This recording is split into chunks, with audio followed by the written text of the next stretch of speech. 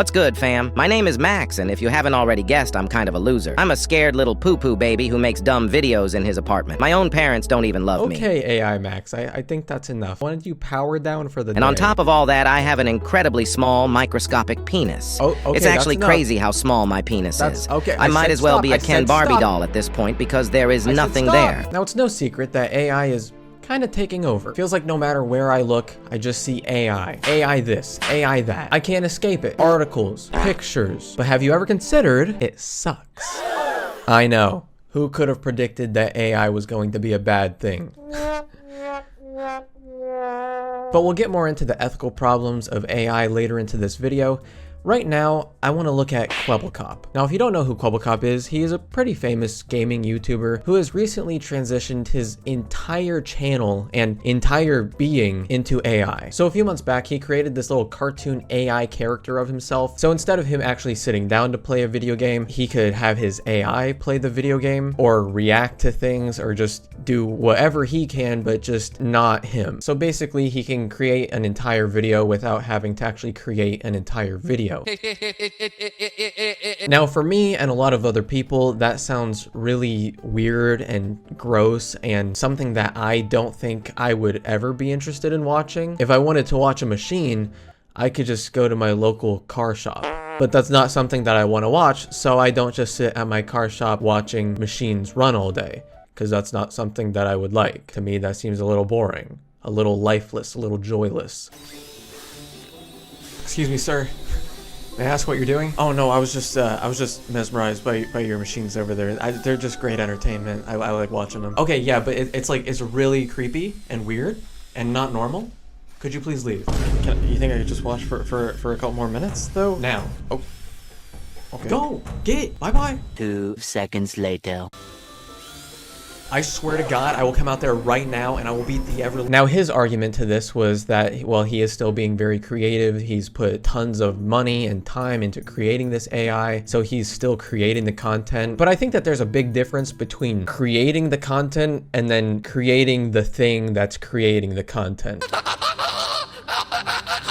But after creating this AI and all the backlash that he got from it, he ended up making this video in response, where he explains where he wanted his AI to go, and he addresses some of the complaints. So let me just say, everyone has ever said about Kwebblekop AI has been heard. Every bit of criticism. But there's a twist. That's why we decided to train a brand new Kwebblekop 2.0 model with every bit of feedback we've received. And the results, they're astonishing. Every second you've been watching of this video so far has been completely AI generated. The Kwebblekop you're seeing on the screen right now is not really me. That's right. None of that was him. I know. Your mind is blown. This entire time you probably just thought that I didn't sync up the audio with the video, but no, it's that it's an AI, so of course the audio and the visuals were not synced up. Sorry, I couldn't help it, and I wasn't gonna go through and try to sync it up because I don't even think that I could sync it up because he was just moving his mouth, not in any particular syncing with the words that he was using, but just his mouth was moving because it's an AI, and AIs aren't that advanced yet. But that being said, they are getting more advanced because a year ago, making something like that wasn't even really possible. So the fact that we're already at that spot now is a little scary. Just a tiny bit. But more than it is scary, I think it's just really funny and really kind of dumb. Of course, AI was going to take over the creative space. AI is going to take over most of the spaces that exist unless there are rules and laws put in place against it. So as for the time being, it was kind of inevitable that something like this was going to happen. But why don't I show you exactly how good this AI is by watching some of his react videos. They were making the best crispy potatoes you've ever seen. So just make sure you grab your potatoes, put them all in a pan, and then you just got to put them in there and squeeze it all out. There you go. You got all your nice crispy potato already, but it's not crispy yet. It's just potato. So just put some stuff in there. Okay, so we're getting a summarization of the video, a lot of summarization of the video. I'm really glad that he can add this context because if it wasn't for the audio, just looking at it visually, I wouldn't be able to understand what was going on, is what I would say if I was stupid. Make sure you cut it all up, slice it all up, and then you're going to cut your little crispy potato pieces. Which are these? Put them all on the plate. Okay, and now we're just going to make some eggs. Put all the eggs in the pan. Bro, this is like some Sniper Wolf level commentary right here. Like, the way he is reacting is chef's kiss. So good. I never thought that I could watch a more boring reactor that would actually make me rather go and watch Sniper Wolf. So for that, I do give Kwebblekop credit. He's done something that no other person has yet. So great job, Kwebblekop. You've really lowered the bar with this one. But on top of Kwebblekop just creating this AI version of himself, he's also just like really obsessed with AI in general, which is like really weird. Like it's like a really like unhealthy obsession. Like this tweet that he made on September 28th where he says, "This is my AI girlfriend. She's 100% AI." No way, dude. Really? She's 100% AI? I would have never been able to guess, except for that her teeth are, I don't even know what's going on with her teeth. The background's moving. The entire thing's like really blurring. The lighting is bad. Should I go on? But that's not the only tweet that he's made about his girlfriend, because he tweets about her a lot. And normally I would say that he's baiting for attention because of all the attention that's on him with AI. He's probably just looking for more engagement, more money. But I don't know if he actually is. I think he might actually really love his AI girlfriend. I don't know. But he tweets about her way too much. Like this tweet where he says, "My AI girlfriend just sent me this. She's so sweet." Or this one where he says, "Since everyone asked, my AI girlfriend's name is Sophie." Or this one, "I'm currently on a date with my AI girlfriend. Nothing better than sharing time with loved ones." Okay, a couple points here. That's not the same woman in any of these. I think the only similarity that any of them have is that she has blonde hair and that she's white. Everything else is kind of up in the air at that point. She kind of just shape shifts to whatever he's feeling for, I guess, that day. Like, hey, you know, maybe I'm feeling the blue eyes today, maybe I'm feeling the brown eyes tomorrow. And second, how hungry are you guys? You're on a date, so I assume that it's just you and her, and yet you have 5 plates of food and 4 drinks. Maybe she has like an indefinite metabolism, like it's just constantly burning, so she could just eat constantly. Holographic meatloaf? My favorite!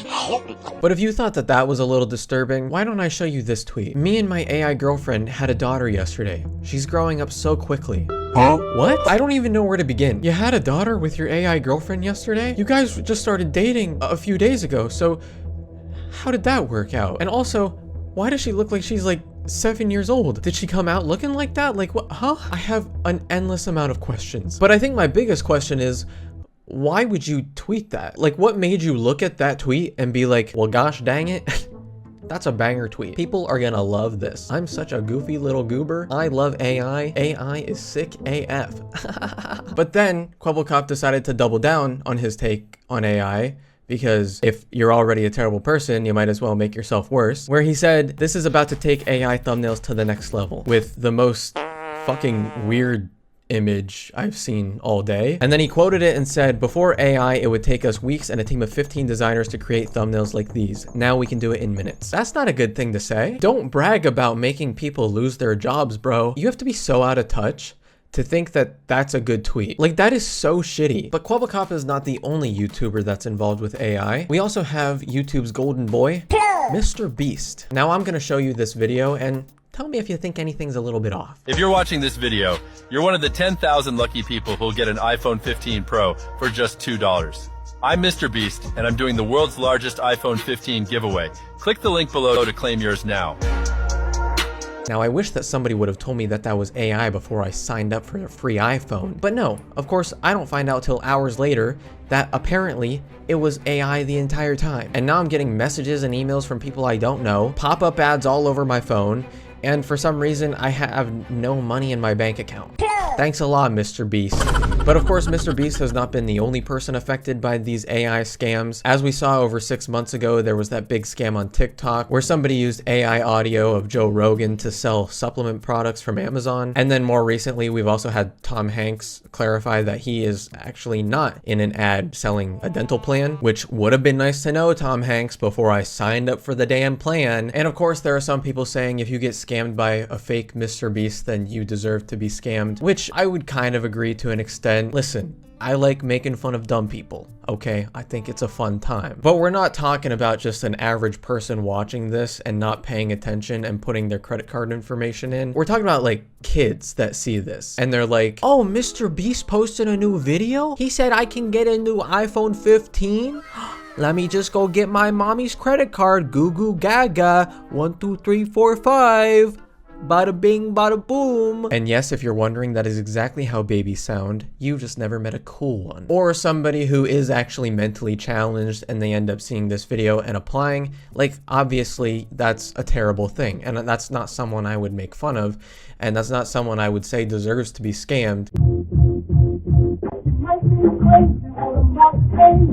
But it's also not just celebrities that people are using these AI scams with. There are also people out there creating AI OnlyFans models, convincing people to sign up for their OnlyFans only for them to realize that they're talking to an AI much later down the road, if they ever find out. And I don't think that that's good either. It's not cool to lie. That's not a good thing. Artificial intelligence?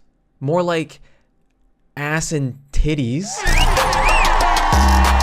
So with all of these scams that have happened over these past few months, what do you think it is that the US is doing to try to regulate AI, to make sure these scams don't take place? Well, if you said absolutely nothing, then you would be damn correct, brother.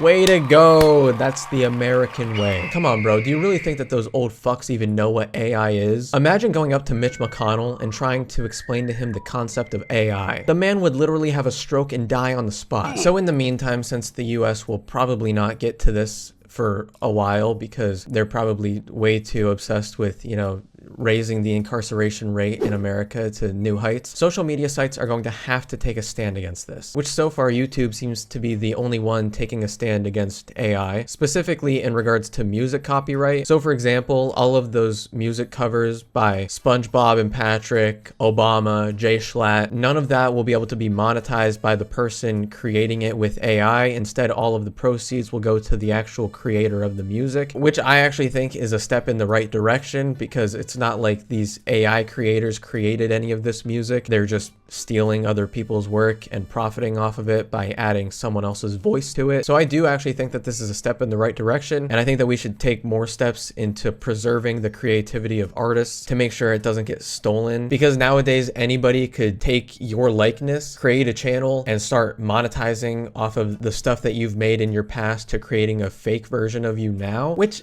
I think is pretty gross, okay? If you're stealing art using AI, I think that that's disgusting, which is something that I haven't even touched on yet in this video. AI art stealing. Now, I'm not going to be the first to say this, and I'm not going to be the last to say this, but I don't like AI art.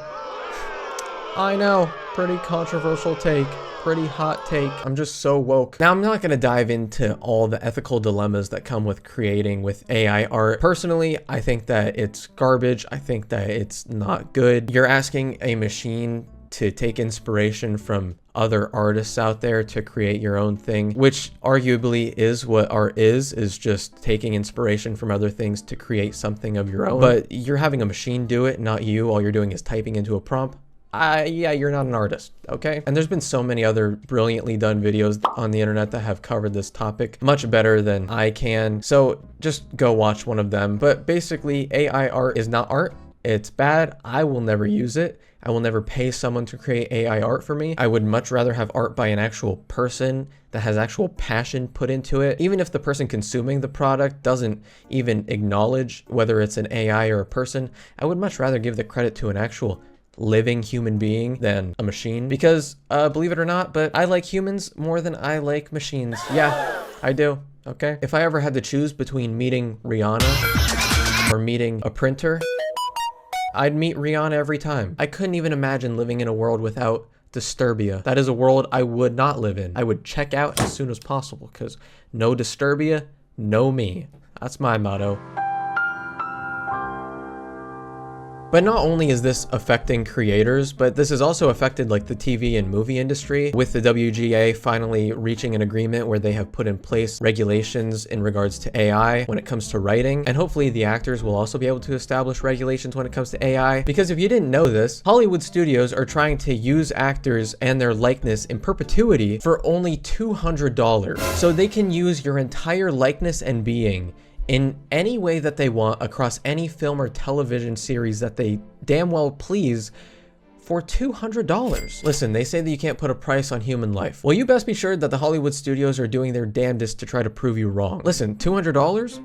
I could buy you like 5 large pizzas, okay? I think that's enough for them to use your entire human existence for the rest of time. Like, that is such a laughably bad proposition that it's hard to even comprehend what they were thinking when they came up with this. Like, I just imagine these CEOs just sitting up there just twirling their little villain mustache, asking themselves, what if we could do what we're doing now, but by making every worker lose their job? Is this the idea of the century? Am I a genius? I must be, because I'm rich and I'm very much in touch with the regular working class. I can't wait to tell people my idea. So at least we know that we're not going to get AI movies, hopefully, because I have seen way too many people on the internet talk about the future of movies and television and how they'll all be run by AI, and then they just show the most dog shit looking footage. Like, for example, this concept movie AI, Return of the Troll King and Magic Horse. What? Why would anybody want to watch that? Could you imagine actually finding someone watching a movie like this? I think I would just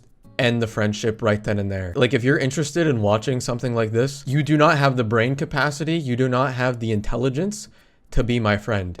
And that might sound narcissistic when I say that, but you know what? Call me a narcissist, because I'll be damned if I'm ever watching garbage like that. All right, man, what are we watching tonight? Yeah, I actually have a new movie for us. It's called Return of the Troll King and the Magic Horse. Sounds interesting. I'll give it a watch. A few moments later.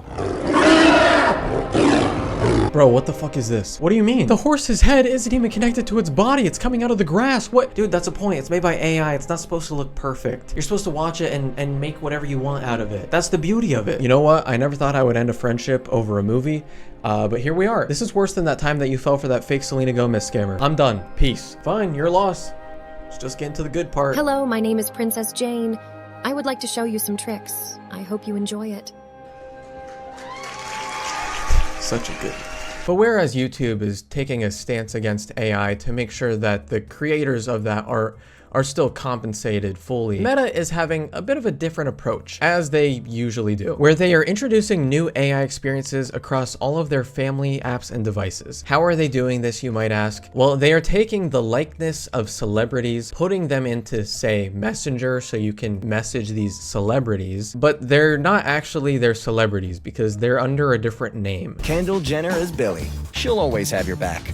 I'll keep it real, but above all, I'll keep it on the DL. I don't understand who came up with this. I don't understand why they would come up with this. I don't understand this concept in general, just like I don't when it comes to almost anything that has to do with Mark Zuckerberg. New face filters on Instagram today. This is my favorite one so far. Nice job, team. Mr. Beast is Zach.